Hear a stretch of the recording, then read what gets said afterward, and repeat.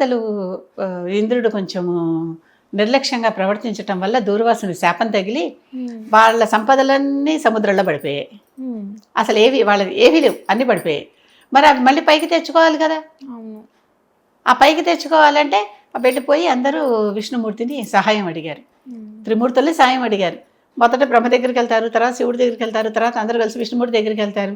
సరే నేను వచ్చి సాయం చేస్తాను, సముద్రంలోంచి పడిపోయిన వస్తువులు తీసుకోవాలంటే ఏం చేయాలి? ఆ సముద్రాన్ని చిలకాలి, సాగర మథనం. ఇప్పుడు రేపు మనకు కొన్నాళ్ళలో చిలుకు ద్వాదశి అని వస్తుంది చూడండి, చిలకటం అనమాట. అది క్షీరాబ్ది ద్వాదశి అని కూడా అంటారు దాన్ని. క్షీరాబ్ది అంటే క్షీర సముద్రం అని అర్థం, పాల సముద్రం. ఆ పాల సముద్రాన్ని చిలకటం. అంత సముద్రాన్ని చిలకాలంటే ఇంట్లో మనం చిన్న చిన్న గిన్నెల్లో ఏదో ఒక కవ్వం తీసుకుని చిలుకుతాం. అంత సముద్రాన్ని చిలకాలంటే మంధర పర్వతాన్ని తెచ్చారు. మంథనం అంటే చిలకటం అని అర్థం. ఆ పర్వతానికి పేరే మంధర పర్వతం. ఆ మంధర పర్వతాన్ని తెచ్చి సముద్రంలో వేశారు. వేస్తే అదేమో మరి మునిగిపోకుండా తేలేలాగా ఉండాలిగా, పర్వతాన్ని తెచ్చేస్తే మునిగిపోవు. కనుక అది మునిగిపోకుండా విష్ణుమూర్తి మహాకూర్మావతారాన్ని దాని కింద ఆ పర్వతాన్ని తన భుజం మీద ఆపాడు.